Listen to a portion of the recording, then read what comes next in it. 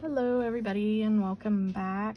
This is my update for my Pan Those eyeshadows, and it is a much better update than last month because last month was awful and this month is pretty good. So the one that I rolled in August is my Ace Beauté, and the one that I was working on was Pickle. And as you can see, there's a nice dip in Pickle, but no pan. I have used this one 8 times last update, and I've used it 7 times for this update for a total of 15. So this will be rolling out. The next one is the Nomad Cartagena Magica palette, and this is what it looks like. Oh, I'm terrible. I did not swatch Pickle for you. Honestly, it doesn't swatch very good anyway, but I've learned to do it on my hand this time because every time that I try to put it on the underside of my arm, it never works. But here is that shade, Pickle. It's just like a brownie green. Yeah, that's right. Now for this one, the Cartagena Magica palette, I was working on this one here. Amores Contrariados is the name of it. I couldn't find it there for a minute. It's hard to read these ones, but this was it right here. And as you can see, I've got a really nice dip in that one too. I don't know if anybody else does this. Maybe it's just me. But if there's pan embossing on something, for some reason, I go straight for that pan embossing. And if you look at this one, I went straight for that poor little guy's eyeball. So here's what it looked like beforehand. And this is my poor cheetah now. It is a one-eyed, one-horned flying purple people eater. But this one I used 7 times last month. There's a swatch of it. And 8 times this update for a total of 15, which I'm also rolling out. But I really do love this shade. This is really nice transition shade. Okay, let's see what's next. The next one is ColourPop the Child palette. The color shade, whatever, is Babyface. And as you can see here, I have a wonderful, beautiful pan. I am very excited about this one. I stuck with this one longer than the 15 uses just because I knew I was so very close, and that I was determined to hit pan on this. So last time I used it 9 times. This time I used it 12 times for a total of 21 uses to hit pan on this. And it's a pretty decent pan, you know? It is a very light shade, but that is Babyface, and I'm so happy to have another pan in one of my palettes. The next one is Odin's Eye Jewels and Gem palette. It's one of their newer ones. This is the cooler toned one. The shade that I was working on in this one is the shade Sozzle. This one, if you've watched my previous Pan Those eyeshadows, actually, let me see if I can get a better, the white balance is a little bit off. This is very similar to a shade that I worked on and got really discouraged by, which was the Huda Beauty Hot Mess in the Mercury Retrograde palette. I actually did hit pan on that one. You can watch that in one of my previous Pan Those eyeshadows, but this shade's the exact same, and honestly it's just as difficult. I don't even know if you can see, maybe you can, but there's barely any dip on this. Last time I used it 8 times, and I just used it the 7 more uses this time to get 15 total to roll this out, because it looks like a bruise on me, first off, and I have just been working on these shades so much since I actually started. Yeah, since July I've been working on a shade that's nearly exactly like this, whether it's this one or the Hot Mess shade, and I'm just kind of over it. But here's a swatch of that. It's a very nice deep dark burgundy shade, but that one's rolling out also. But I do love this palette. It's a good one. And the last one is my Natasha Denona Glam palette. And let's see, I was working on the shade number 10 in this one, and that's this one right here. And as you can see, it has a lovely pan. Now, I worked hard for this pan. You can see it right there. I worked so hard for this pan because, let me see. Let me get my brush here that I normally use with it. I used a packing brush.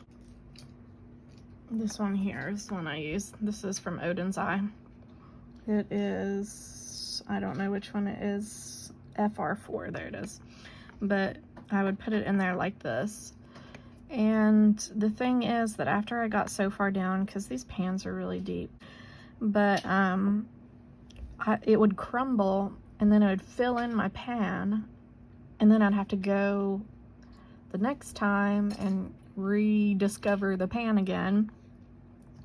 And I did that 2 or 3 times before I was able to actually get to where the pan stayed visible. So last update, I used this 7 times. I used it this month 12 more times for a total of 19 uses, but I'm pretty sure that that's inaccurate.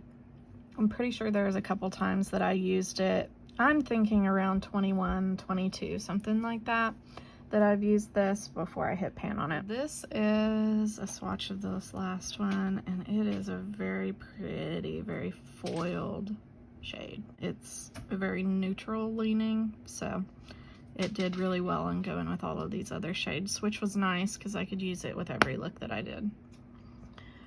So let's roll in some new ones and see what we've got. Okay, let's roll in some new shades. Here we go. 643, 641, that's close to each other.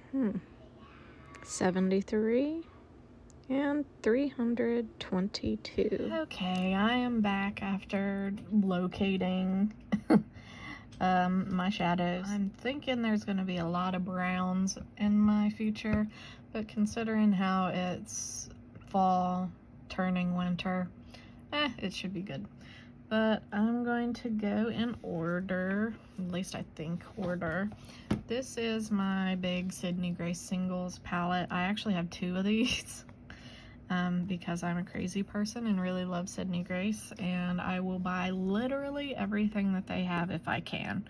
I don't do that much anymore because I'm trying to use what I have, but this is the Mel Thompson collection it's the one that when you bought it that Sydney Grace did a donation to her family.